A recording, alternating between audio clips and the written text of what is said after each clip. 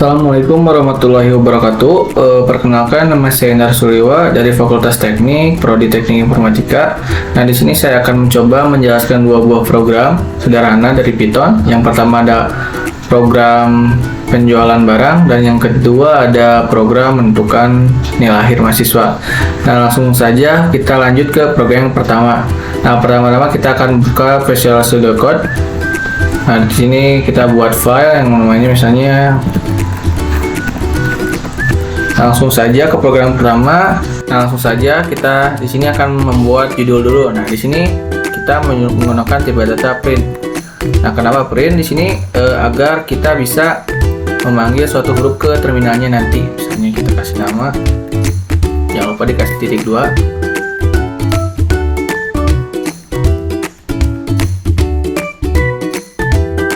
Nah, selanjutnya kita akan kasih judul name.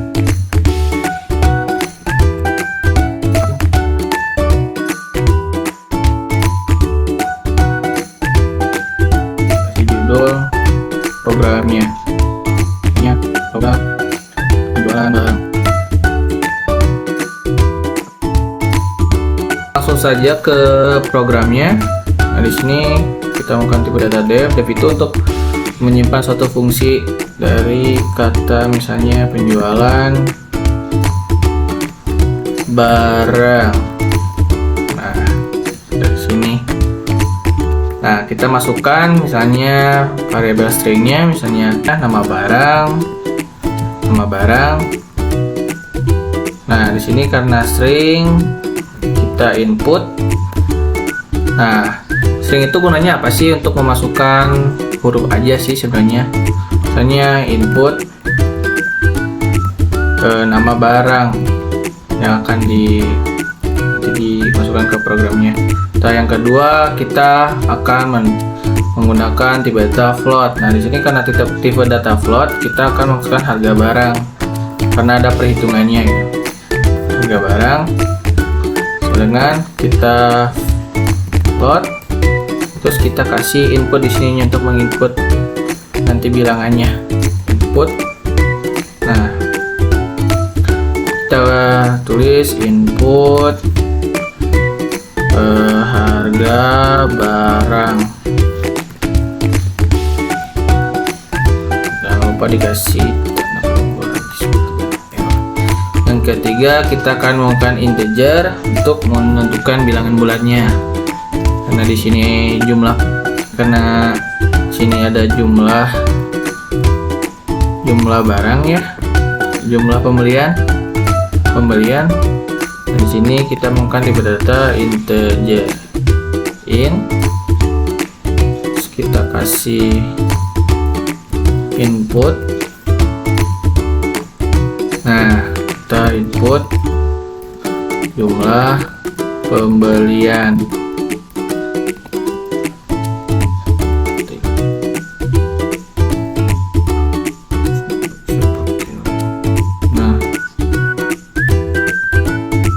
Terus yang terakhir kita ada pembayaran.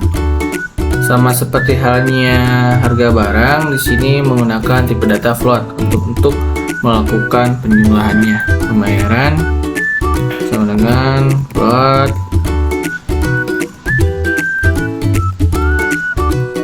input. Kita masukkan misalnya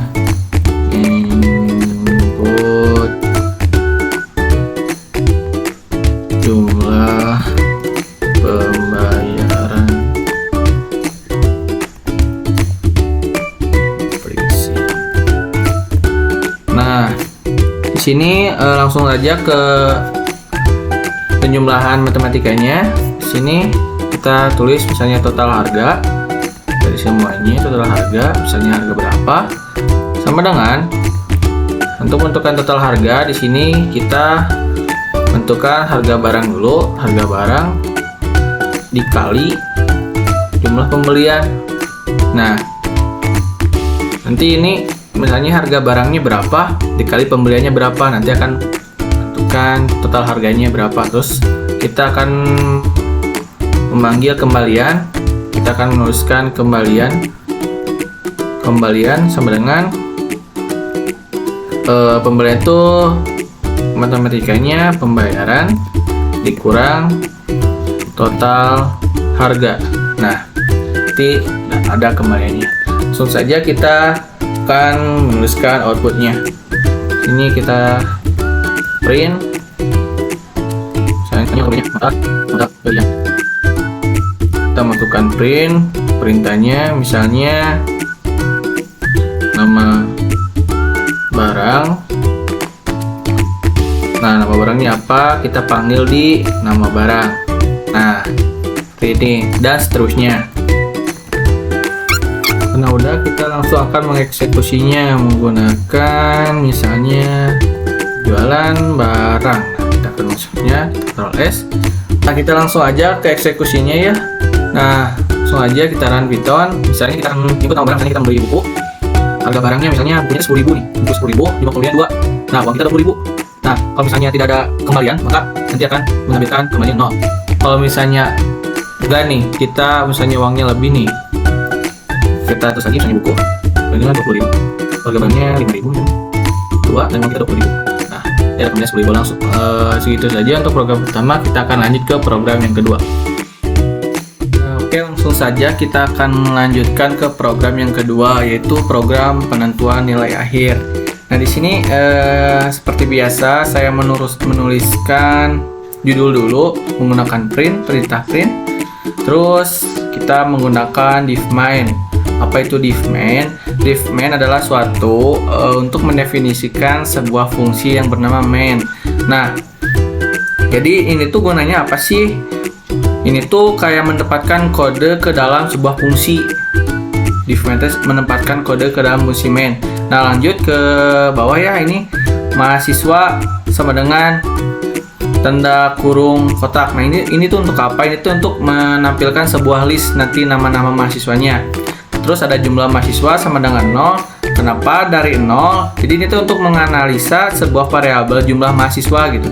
Nah, variabel ini akan digunakan untuk digunakan untuk menghitung jumlah mahasiswa yang telah dimasukkan. Nah, terus ada total nilai. Nah, nilai tinggi sama dengan float, strip, atau negatif INF. Nah, itu untuk mencatat nilai tinggi yang ditemukan. Terus yang nilai terendah float, INF. Ini tuh untuk mencari nilai terendahnya. Nah, langsung saja kita lanjutkan ke input jumlah maksimal mahasiswa. Nah, ini tuh untuk menerima input ke jumlah maksimal mahasiswa nanti. Terus ada masukkan data mahasiswa.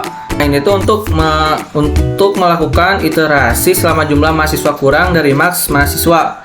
Ini memastikan bahwa pengguna dapat memasukkan data mahasiswa sesuai dengan jumlah maksimal yang ditentukan sebelumnya. Terus ada nama input masukkan nama mahasiswa. Nah, ini nanti untuk memasukkan nama mahasiswanya gitu. Terus ada nilai integer input masukkan nilai mahasiswa. Meminta nanti pengguna untuk memasukkan nilai mahasiswanya gitu. Nah, di sini ada mahasiswa.append. Ini tuh apa? Ini tuh untuk menambahkan dictionary yang berisi informasi nama dan nilai mahasiswanya. Nah, dari di sini. Nah, selanjutnya ada mengupdate total nilai. Jadi total nilai slash tambah sama dengan. Jadi ini tuh untuk mengupdate total nilai dengan menambahkan nilai mahasiswa yang baru dimasukkan gitu. Nah, terus ada ini yang selanjutnya memeriksa nilai tertinggi dan terendah. Nah, ini untuk menentukan nanti nilai tertinggi atau dan nilai terendahnya gitu. Kalau misalnya nilai tertinggi pakai tanda ini, kalau misalnya terendah jadi kurang dari. Ini lebih dari. Nah, ini kurang dari untuk menentukan nilai tertinggi dan nilai terendah. Nah, ini jumlah mahasiswa itu meningkatkan nilai jumlah mahasiswa sebanyak 1 setiap kali data mahasiswa baru dimasukkan gitu. Nah, langsung saja kita menghitung rata-ratanya ya. Nah, ini rumusnya untuk menghitung rata-rata. Misalnya rata-rata sama dengan jadi total nilai dibagi jumlah mahasiswa gitu. Nah, ini dibagi dalam paket tipe data ini. Terus menampilkan informasi mahasiswa seperti biasa. Kalau misalnya mau menampilkan suatu informasi, nah selanjutnya kita akan melanjutkan ke informasi mahasiswa ya. Print ini tuh untuk menampilkan suatu judul nanti ke dalam layarnya. Nah, ini Terus ada por mahasiswa, ini tuh disingkat ya, mahasiswa jadi MHS, in mahasiswa biar lebih gampang intinya. Nah itu pakai tipe data for in itu untuk menampilkan informasi nama dan nilai setiap mahasiswa dalam format yang ditentukan menggunakan kode format nih, kode format. Informasi tersebut diambil dari dictionary dalam list mahasiswa nantinya. Terus ada print, ini sama kayak ini, menampilkan jumlah mahasiswa ke dalam layar, terus menampilkan rata-rata ke dalam layar dan seterusnya. Nah lanjut, ini untuk menampilkan keterangan seperti biasa tadi print keterangan. Nah itu kayak seperti yang tadi ya, kayak yang di atas. Nah ini kan keterangan lulus if mahasiswa. Jadi misalnya ini tuh kayak menentukan keterangan lulus atau tidaknya mahasiswanya gitu. Jadi itu untuk menentukan misalnya kalau misalnya nilai mahasiswanya lebih besar dari 60 berarti lulus, kalau misalnya else gagal, berarti kalau misalnya di bawah 60 berarti gagal gitu.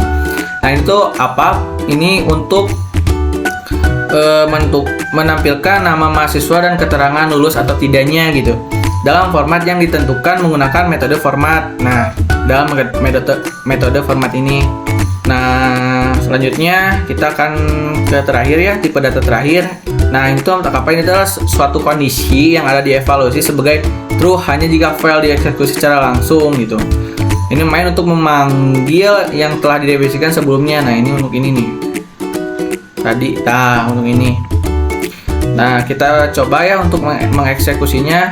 Nah misalnya jumlah maksimalnya 5 misalnya. Nah misalnya nama pertamanya Asep, nah misalnya nilainya 90. Terus yang kedua Anton, nilainya 20 misalnya. Terus yang ketiga Atep 80, Ujang 90, dan siapa ya? Ana 30. Nah, kan jumlah mahasiswanya 5 nih. Rata-ratanya berarti ini tuh udah dirata-ratain semuanya. Berarti rata-ratanya tuh 62,0. Nah, nilai tertingginya ada di Asep 90 dan nilai terendahnya ada di Anton. Nah, ini ada keterangannya misalnya. Keterangannya Asep lulus dikarenakan nilainya lebih dari 60. Anton gagal karena nilainya kurang dari 60 dan seterusnya. Mungkin segitu saja program yang sudah saya jelaskan. Mohon maaf bila ada banyak kesalahan atau tutur kata mungkin dalam suatu penyebutan suatu tipe data yang kurang paham. Mohon dimaafkan. Wassalamualaikum warahmatullahi wabarakatuh.